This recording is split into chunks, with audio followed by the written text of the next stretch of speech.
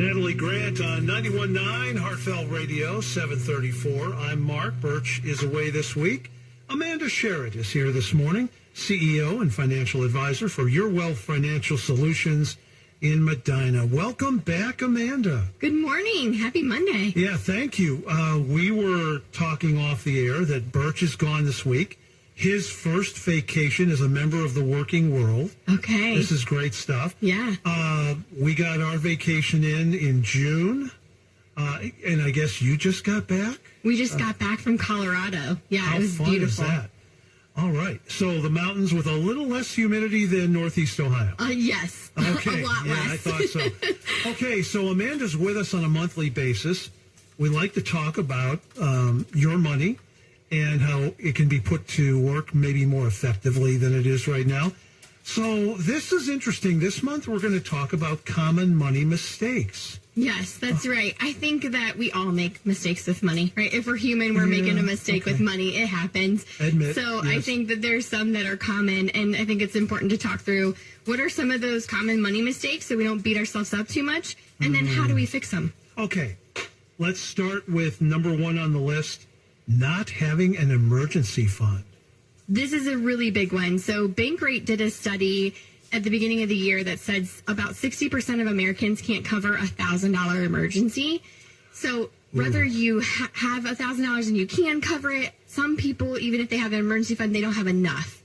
So I say having 3 to 6 months of an emergency fund is really important because it takes an emergency and makes it an inconvenience, right? Like you don't have to worry about the money aspect and also the stress of having, you lost your job or you have to fix your home or your car or those sorts of things. If you know you have the money in the emergency fund for that, you can just focus on the emergency and you're not stressed in both areas. Okay, let's go a little further with this one because I know you may have caused some people listening to hyperventilate there. Yeah. By saying 3 to 6 months. And I will play the part of Joe listener right now and say, there's no way I can do that. So what you're saying is this is not something that's going to happen immediately if you haven't started it, and it's got to be intentional, doesn't it? That's right. That's right. I mean, even if you're putting $10 a month in there, like you said, if you don't have any money saved, once you get $1,000 saved, it's going to be a big deal for you. So yes, you're gonna relax in a way that you didn't even know you were stressed. So like you said, just take it slow. Of course, it's not going to happen overnight. And so just make sure that you're being intentional about putting money into there on a consistent basis. I like to say that saving is like lifting weights, right? You're just building that muscle. It's being consistent. Sounds good to me. Okay, so number one, not having an emergency fund. What's number two? Number two is kind of two different scenarios. So putting off retirement savings or thinking it's too late. So that's kind of both ends of the coin, right? Two sides of the coin there. You're young and you're thinking, I've got time. I don't need to focus on this. I'm just going to put it off for later. But then the crazy thing is older people will say they feel discouraged. It's too late. I haven't started yet. I'm behind. And they kind of feel like, what is the point? If you're in either of those situations, what I would say to you is start investing today. Start saving today because you're going to be glad that you did. All of us that are 30, 40, 50 and beyond are telling the younger people, we're screaming at them, start now, right? If you're in your 20s, start investing now because time is one of those really important components of investing. Of course, you've got to put the money in, but time is the big part of the compounding growth that you're going to get. So it's really important to start early. But I want those that have not started early or that feel like they're behind to not feel discouraged as well. Because if you start saving today, you're going to be amazed at what you have in 5 years or 10 years. And you're going to be glad that you started when you did. We spend time once a month with Amanda Sharratt, CEO and financial advisor for Your Wealth Financial Solutions in Medina. Okay, today we're talking about common money mistakes and how to fix them.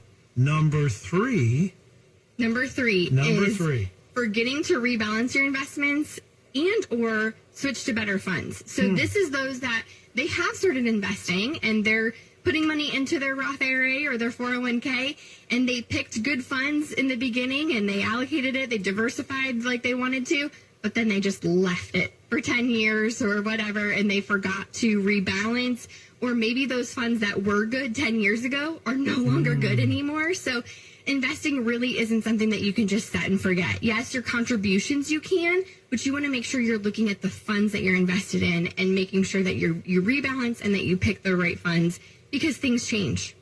So I have a financial guy who has been very helpful to me. And at least every month, I get an envelope, which means there's been a transaction. Okay. Okay. And I go, oh, man, he's changing more stuff. And so I open up the envelope and I look and I see the company and I see what the stock is. And so I just type it into Google. Yeah. And all of a sudden, I get this story invariably that shows me, wow, I love you, Mr. Financial Guy, looking out for me. And I'll send him a big thumbs up or a trophy emoji or something like that, just to say, hey, I'm watching. I'm trying to keep my eye on this. And thank you. Exactly. Yeah. Yeah, because he's doing it for you, right? So you don't have to worry about it. That is really nice. Yeah, so I think if you have somebody doing that, but even that, I think it's good that you're paying attention, because there's some people that have financial advisors and they assume that it's being done, but maybe it's not even so. So just still on your part, making sure you're paying attention. And it is, in a way, I guess it's kind of cool when you see what your money, some of the things your money is involved in, because he's gotten me involved with some aerospace things and some retail things that I thought, and he's a believer. Mm-hmm. And so for me, it's kind of like he's not going to have me making money off of something that I wouldn't consider giving the time of day to either. Yeah, I think that's really important. I always say it's kind of like lifting the lid on the cookie jar to see what kind of cookies are in there, right? Yeah. When I tell my clients that, and we talk through that, because even with ETFs and mutual funds, you can kind of lift that lid and see what stocks are inside of there and understand what exactly you're investing in. And I think that's important. Okay, Amanda, number 4. Number 4 is not understanding the insurance coverage you have versus what you need. So I think we all know that we need home and auto insurance. And we all probably have that, but do we have the right coverage? So is the liability coverage what it needs to be?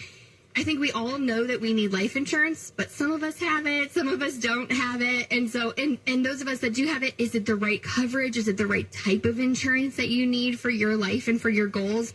So I think just pulling out those insurance decks, which we don't want to do, but looking at those and making sure that you have the right types of insurance and the right types of coverage is really important, because you don't want something to happen and go, I had insurance, but you didn't have enough coverage.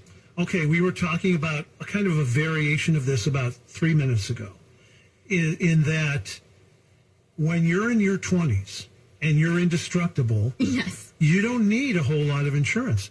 But when you're in your 30s and you're married and you have children and you have a mortgage, there are needs there that didn't exist 10 years ago. That's right. That's right. You have people that are depending on your income. So especially life insurance, we don't want to think about something happening. But yes, that's true. And you're starting, hopefully, to start building some wealth. You have some equity in your home, maybe. You have some investments. So you want to protect those things. So it's really important to have the right insurance. We're talking about common money mistakes with Amanda this morning and how we fix them. And we've gotten to number 5. So that's lack of an estate plan. That kind of goes along with the insurance conversation, right? And it's because I meet people all the time, and the question I ask all of my new clients is, do you have a will or a trust, which is an estate plan? And most of them say no. And so I'm like, Will, you need to get that today. Right? Even older clients? Yes. Really? Yeah. It's very common for them to not have it, or they haven't looked at it and updated it for a really long time. And so it's really important to make sure that you have a will or a trust if you are over 18, right? And especially if you have kids, because nobody wants to think about what happens if we're not able to raise our kids. But the reality is, you need to make that decision. Who will raise your children if you're not going to be here? And also just the clarity behind what will happen with your stuff. Have clarity behind that, because I think it's the final way to say I love you to your loved ones, because you're just being really clear. You are saying, this is exactly my wishes, and then they just have to fulfill your wishes. They don't have to guess what your wishes are. So it's really important. You may have to joke your way through it because it's not comfortable conversations, but it's really important to make sure that you have an estate plan. About 2-3 years ago now, I went to my sister and my brother-in-law and I said, I don't mean to, crush your feelings any more than, I might otherwise, but I said, all Wendy and my kids, they're all in their 30s now. Is it okay if we take you off as, guardians? Okay. Right. Yeah. I think they can all pull their own weight now. They can handle it. Yeah, they said, "Aw, are they that old already?" Yeah, exactly. Yeah. Okay, so number 6. Number 6 is overlooking the value of professional advice. So this is, you kind of talked about this a little bit ago, because all of these things, people may be overwhelmed when we're talking about all of this. I don't have time to think about all of this. 100%. Or, again, they might think, I have it under control. I have a 401k and I have insurance, but now Amanda's telling me I need to look into the details of this and I don't have time for that. I think having somebody in your corner that can give you good advice and make sure that you are on the right track, and not only do you have insurance, but you have the right coverage, and all of those things is really important to have somebody help you with that. Oh, yeah. If I had to keep track of all this by myself, I would be 100% lost, without a doubt. Yeah, it's too much. You have to focus on your full-time job and your life and your family, right? Yeah, exactly. Yeah. Exactly. Amanda, thank you. Now, one of the things that we kind of talked about last month, and we want to talk about this every month, if you have questions for Amanda, we would love to hear them. All you got to do is go to heartfeltradio.org, go to the Contact Us button right there at the top of the homepage on the right-hand side, and send a question for Amanda, and we will answer it on a monthly basis. When she's here, we'll try to take listener questions and answer them. So again, heartfeltradio.org. And then go to Contact Us on the right-hand side of the home screen. And then just make sure you write in question for Amanda or something like that. Now, this is an interesting question. And I'm going to ask it kind of out of the blue here because, I don't know, I just think I find it hard to believe that there are some employers that don't do this. But how can I save for retirement, this question says, if my employer doesn't offer a retirement plan? Well, I wish you had a job where your employer offered a plan, but since that's not the case, Amanda, what do we do? Yeah, that's very true. And there are employers that do not offer plans. And so the first thing, to your point, I would say, just if you talk to the owner or the HR person, it's okay to put a bug in their ear and say, hey, would you ever consider offering a retirement plan for us? That would be really great. And, they maybe can't right now, but the heart of the question is, what do I do if they don't offer it? And so that's where I would say a Roth IRA is wonderful. Open up a Roth IRA. You can put $7,000 in that this year. If you are under 50, if you're 50 or over, you can put $8,000 in there. If you're married, you can do that same amount for your spouse. So that would be a great place to start. If you get to the point where you're saving more than that, then you can do a brokerage account, which is just a non-retirement account, but you can kind of allocate it as your retirement account and you can save into that. And then I would say, they didn't ask this, but sometimes people have this question when they have their own business, and so they don't have a retirement plan. I would say, talk to an advisor, because there are other options for retirement plans for your own business, depending on what kind of business you have, how many employees you have, those sorts of things. So that could be an option too if it's your own business. Okay, if you've got a question for Amanda, go to heartfeltradio.org, click on the right-hand side where it says Contact Us, say question for Amanda, and give us your question, and we'll answer it next month. That sounds great. Okay. I'm looking forward to it. See you next month? Yes, Okay. I'll be here. Amanda Sharratt, CEO and financial advisor for Your Wealth Financial Solutions in Medina. It is always a pleasure to have you here. It's great to be here. Thank you. Thanks, Amanda.